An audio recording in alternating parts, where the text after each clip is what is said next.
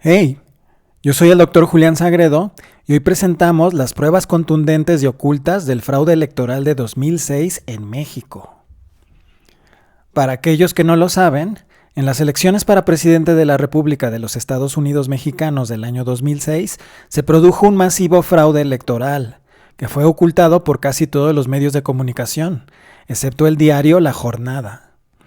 En esa elección, el candidato del Partido Acción Nacional, el derechista Felipe Calderón, ganó supuestamente con 35.89% de los votos, seguido a tan solo 0.61% por Andrés Manuel López Obrador y la Coalición por el Bien de Todos. En una elección que parecía carrera de autos, con rebases y sprints finales, algo estadísticamente improbable. Lo excepcional de ese fraude es que se produjo con una combinación del control de un gran número de casillas y de algunos centros de acopio y transmisión de datos correspondientes a algunos distritos electorales, pero también con el control electrónico del Centro Nacional de Recepción de los Resultados Electorales. El fraude fue tan grande que parte de él fue virtual, electrónico. Y dado que la ley no contenía suficientes reglas para la apertura de paquetes con resultados dudosos, los tramposos se salieron con la suya en tribunales y no permitieron la limpieza de la elección abriendo todos los paquetes.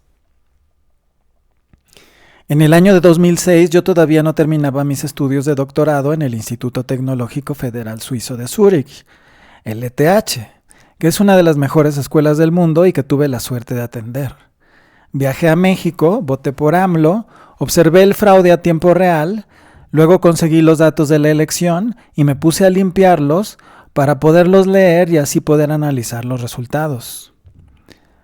Algunos otros investigadores, entre ellos el doctor Víctor Romero del Instituto de Física y el doctor Luis Mochán del Instituto de Ciencias Físicas, ambos de la UNAM, entre otros, también se dieron la tarea de estudiar las irregularidades de este proceso electoral. Algunos detalles sobre las reglas de la estadística de procesos masivos y de los números y patrones pueden ser difíciles de entender para las personas que no hayan estudiado previamente un poco de estos temas. Y eso es lo que aprovechan los maleantes para ocultar las pruebas del fraude. Esto es, tachan de alucinaciones o de teorías complicadas todos los argumentos de los investigadores. Sin embargo, el fraude se probó, y de forma clara. Inclusive, ya con los resultados de otro fraude, el de 2012, se pudo entender cómo opera y se pudo desmantelar un pequeño eslabón de la cadena. Con este conocimiento, se organizó, casi de forma heroica, el cuidado de la elección de 2018, en donde también hubo alguna componente de fraude, pero ya muy limitada. Después de terminar mi análisis y hacer mi reporte, le escribí a Julio Hernández de La Jornada, y le pasé mis resultados por el correo electrónico.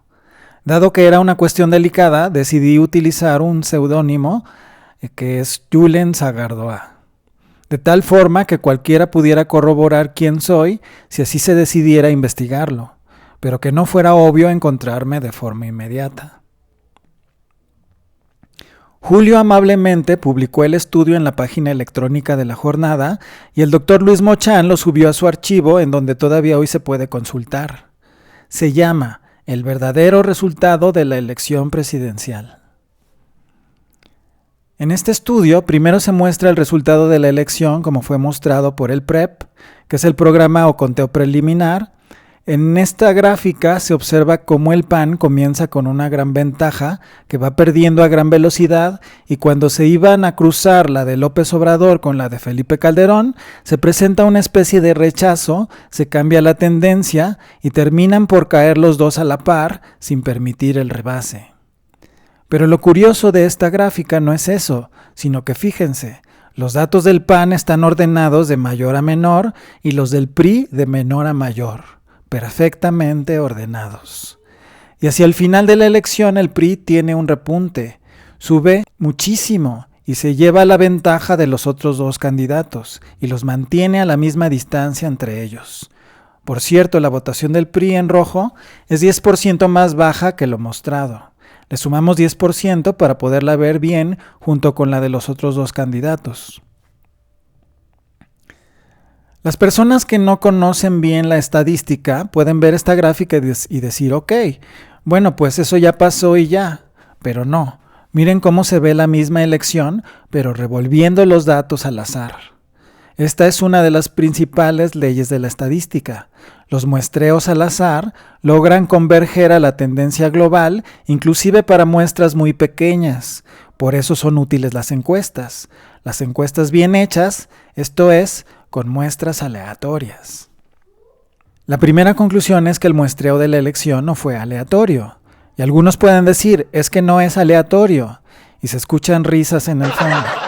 Bueno, eso es una confesión de fraude. Porque ¿cómo puede ser que la gente se ordene para ir a votar? Y peor aún, que se ordene en estados y geografías distantes y sin comunicación. Ah, ok, se ordenaron con comunicación. Es más, se recibieron al azar, pero algo los ordenó. Este trabajo no lo puede hacer un grupo de personas.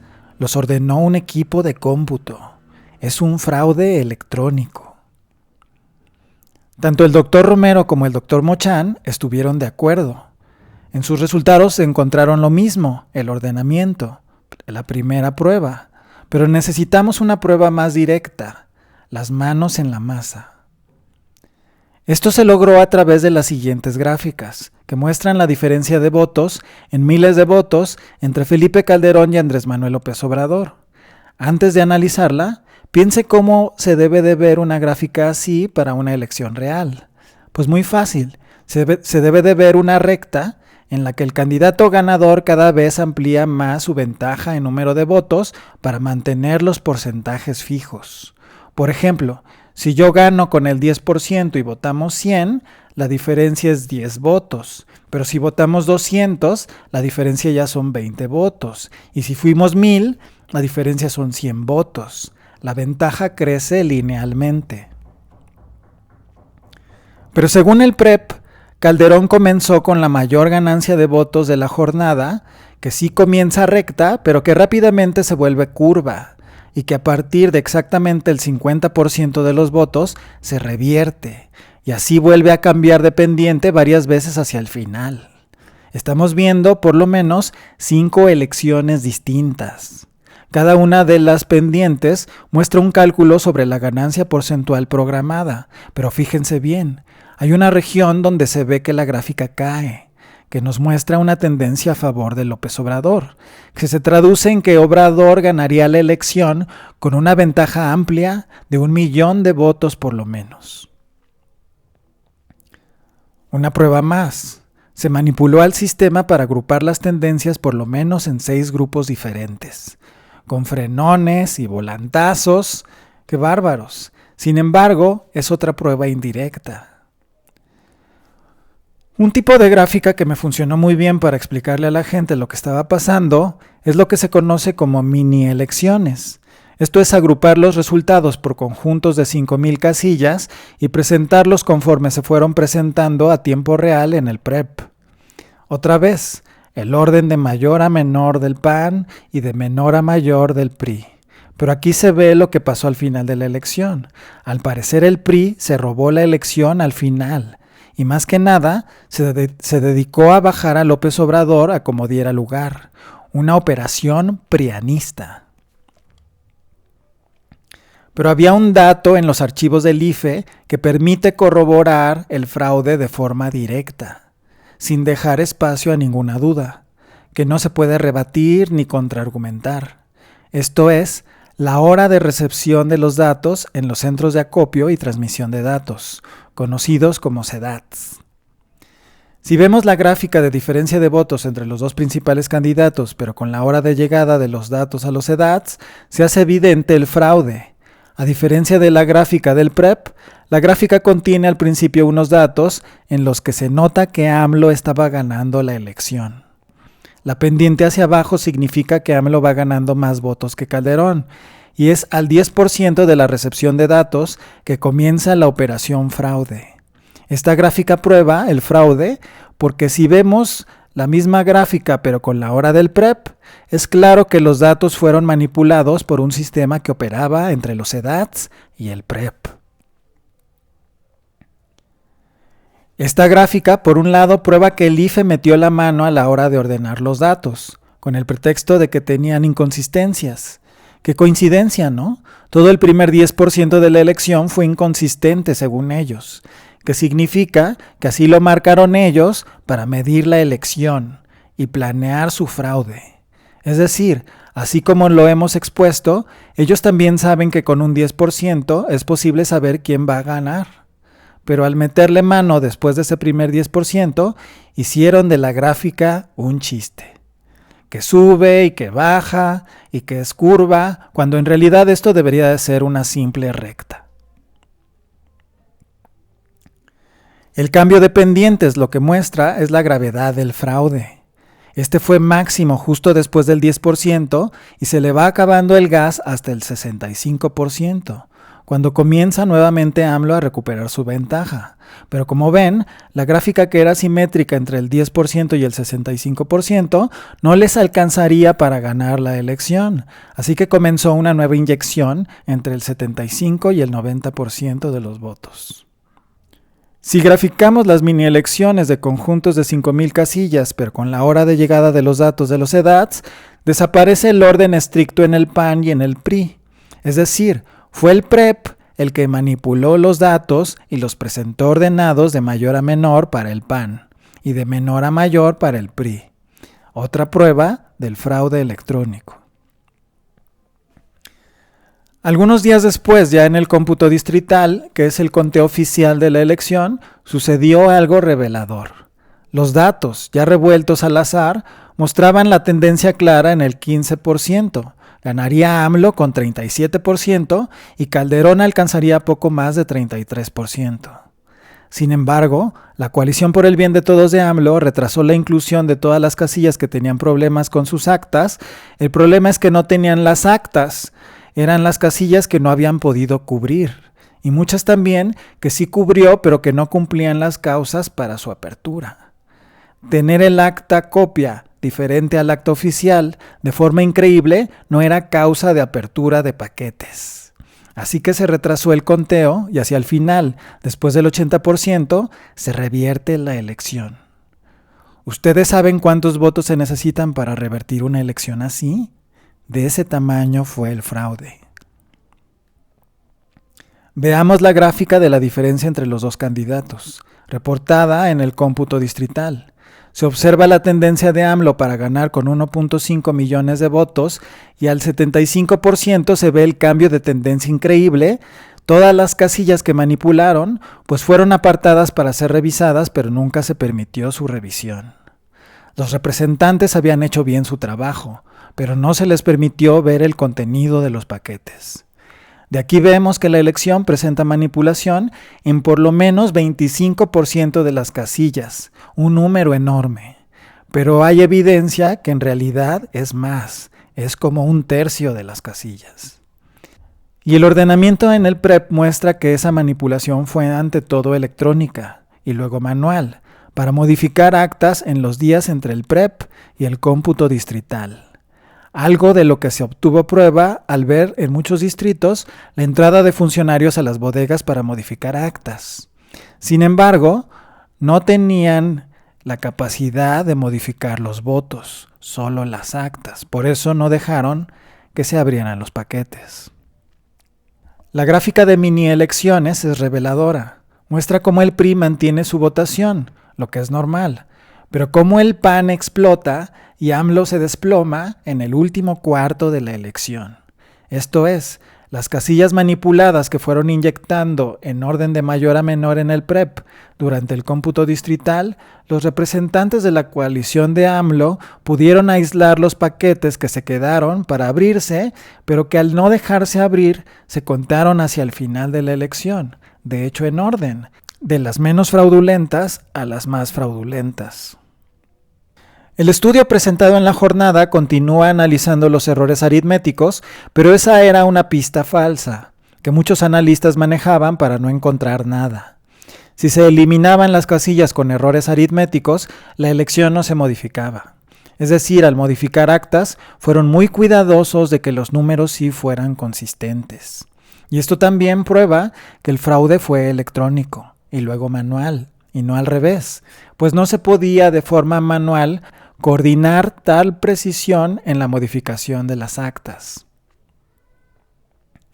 Sin embargo, otra pista es importante y surge de analizar en dónde se presenta el mayor sesgo de la elección. El sesgo es la medida de qué tanto están cargados los dados en un proceso al azar. La gráfica muestra los estados que operaron el fraude. Esto también es importante. No todos los estados cometieron fraude. Los que menos fraude presentaron fueron Michoacán, Colima, Distrito Federal, Tamaulipas, Veracruz, Coahuila, Sinaloa, Estado de México, Aguascalientes, San Luis Potosí, Quintana Roo y Morelos. Y los que más fraude presentan son Guanajuato, Nuevo León, Baja California Norte, Chihuahua, Sonora, Jalisco, Durango, Querétaro, Yucatán y Puebla.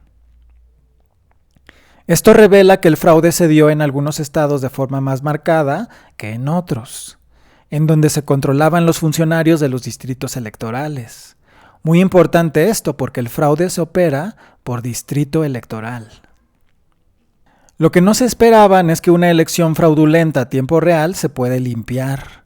Los científicos han aprendido a diferenciar datos reales de datos maleados, durante mucho tiempo de recibir tantos datos mezclados en sus experimentos. Para limpiar una elección hay métodos de alto orden, pero en esta elección bastó con medir el sesgo, es decir, qué tanto están cargados los dados, en conjuntos de 8 casillas, eliminando aquellos conjuntos que sobrepasan un sesgo. Esta es la gráfica de la limpieza en función del sesgo permitido. Vemos que si permitimos cualquier sesgo, gana Calderón, pero que si inmediatamente al restringir el sesgo, gana AMLO, y para niveles muy altos de restricción de la trampa, se nota el resultado verdadero. 37% para AMLO y poco más de 33% para Calderón. Justo el resultado del primer tramo del conteo distrital. Lo grave de este asunto es que a pesar de que Julio Hernández me permitió publicar este estudio en el diario La Jornada y que permaneció en la página electrónica durante meses, la gente todavía no tenía el acceso masivo a Internet que se tiene hoy y no trascendió. Los medios bloquearon esta información y hasta se burlaron hablando de algoritmos, que es ridículo, pues se llaman algoritmos. Y no son ninguna alucinación. Los programas son algoritmos y los cálculos y modificación de datos se hacen con ellos. Por lo tanto, los medios fueron cómplices del IFE y así se robaron la elección y 12 años de nuestra vida. Hubiera sido más fácil rescatar a México en ese momento, pero no hubiéramos tenido tanta ventaja en las cámaras como ahora. Después de esta elección, fui con mi amiga Blanca, que es entre científica y actriz, que por cierto es la voz que dice Gobierno de México y que ahora hace el stand-up del programa Johnny Sabina, y le ayudé durante un tiempo a hacer un programa en línea sobre el fraude y la organización de la protesta para contar los votos casilla por casilla. Ahí aprendí cómo el PRD en realidad trabajaba ya en contra de AMLO. No nos veían con buenos ojos usando sus instalaciones para hacer el programa y eventualmente Blanca logró impulsar un programa en TV Azteca llamado La Verdad Sea Dicha para difundir las causas del movimiento. Esto fue el nacimiento de las primeras estructuras de Morena. Pues todos los amigos más cercanos a AMLO, o los más fieles, comenzaron a ver que no había futuro con el PRD, que la traición también venía de adentro. Yo no estoy registrado en ningún partido y solo pude observar cómo decidieron tratar de salvar al PRD para el 2012, pero no se pudo. En 2012 la situación fue diferente. El PRI se dio cuenta de que hay científicos que pueden detectar el fraude y que de hecho se salvaron del escándalo internacional. Aunque por supuesto asistidos también por poderes extranjeros que tampoco difundieron las gráficas presentadas por La Jornada. En 2012 comenzó la era YouTubers. Teníamos al Santo. Yo en particular era muy activo ayudando a que no se formaran grupos en pro de actos violentos, que era la manera de infiltrar que tenía el PRI en esos momentos, pero acabaron por amenazar al santo hasta que lo reprimieron. También me amenazaron a mí en Twitter diciéndome que no apoyaba la violencia porque no era un verdadero luchador, lo cual es una táctica muy repetida, el ultra infiltrado, que de hecho ahora se repite con algunos chateros infiltrados que se creen más luchadores que otros, pero que son falsos. Hubo algo especial en 2012 que permitió cuidar bien la elección en 2018. Por un lado, el reconocer que con el PRD no se podía trabajar y formar Morena, con cuadros al azar en un principio utilizando la tómbola, y luego con la encuesta de honestidad, que debe de seguir siendo la regla. Y lo otro es que hubo un conteo ciudadano llamado Yo Soy Antifraude, buenísimo, en donde tú podías capturar sábanas de casilla y se hacía estadística de diferentes personas subiendo sábanas para comprobar su veracidad y eliminar a los bots que subían datos falsos. Y funcionó de forma excelente. Yo en esa ocasión repetí el análisis de 2006 y encontré que el fraude era más manual que electrónico. Comparé la elección reportada por Antifraude y la real y eran casi idénticas, con muy pocas diferencias. La elección había sido limpia y había ganado López Obrador, no Peña Nieto. Pero resulta que todo el conjunto de casillas que no habían sido observadas, que no tenían sábana, o que no habían sido reportadas en Antifraude por diversas razones, es decir, las casillas ocultas o apartadas o controladas, le dieron el triunfo a Peña Nieto. Esta es la comparación con Antifraude. Aquí se puede ver que es la misma elección que la que reportó el IFE. Y este otro es el conjunto complemento de casillas, el resto, donde gana Peña Nieto. Con estos resultados nos dimos a la tarea de detectar en dónde se dio el fraude. En todos los distritos se da el fraude, pero se da en casillas específicas, no en todas. Detectarlas era importante y planear el cuidado de la elección en 2018, ahora con Morena, un movimiento leal. Morena entendió el mensaje y formó los cuadros de representantes de casilla para cubrir todas esas casillas apartadas o controladas.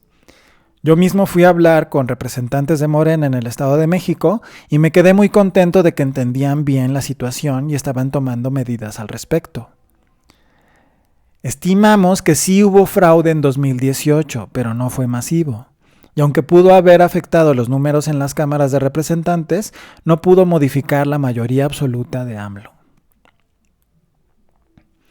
Una de nuestras recomendaciones es que el fraude electoral fuera delito grave y que se permitiera abrir los paquetes electorales por diversas causas, entre ellas la discrepancia de las copias de las actas y la original.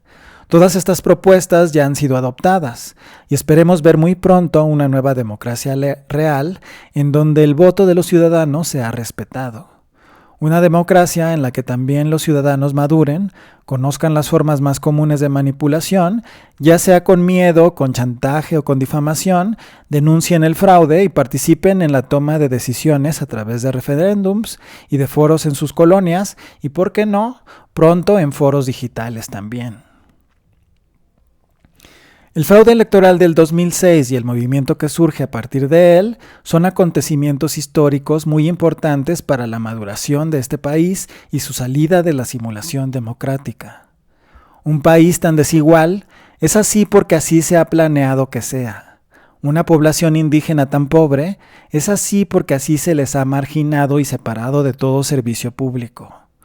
Un pueblo engañado, fácil de manipular, chantajeable y víctima de la difamación ha sido así por el control total del discurso mediático y por el contubernio de los informadores con los poderes fácticos. Ni el saqueo ni la antidemocracia fueron cuestionados por los medios. Las pruebas se pusieron a la luz y se difamó a los que hicieron los cálculos y se les aisló. Yo por suerte todavía estudiaba en Suiza y me sentía protegido por eso. Pero nunca se me llamó para ninguna entrevista, excepto en el programa de Blanca, el de la verdad sea dicha, en una era en 2006 en la que todavía no era efectiva la comunicación a través de YouTube, pero que marcó el verdadero comienzo de ese fenómeno, la comunicación digital persona a persona, el fin del monopolio de la información y el comienzo del despertar de la conciencia. Por eso cuando la gente se pone a hablar mal de los teléfonos celulares, a pesar de causar algunos problemas, yo los defiendo, porque gracias a ellos la gente tuvo acceso masivo al mundo digital y despertó. Ahora, los ciudadanos tienen la libertad de comparar puntos de vista y de escoger lo que mejor les parezca. Ahora sí, ya hay una pequeña democracia en la información.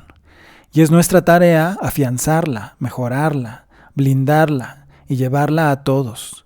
Los centros de integración de servicios, con un banco y un servicio de internet de alta velocidad en la zona rural, va a hacer una gran diferencia. Vienen tiempos muy interesantes. Apoyemos con entusiasmo esos cambios, pues significan el empoderamiento del ciudadano y eso no puede traer más que cosas buenas. Les agradezco mucho el haber estado aquí conmigo y nos vemos la próxima vez.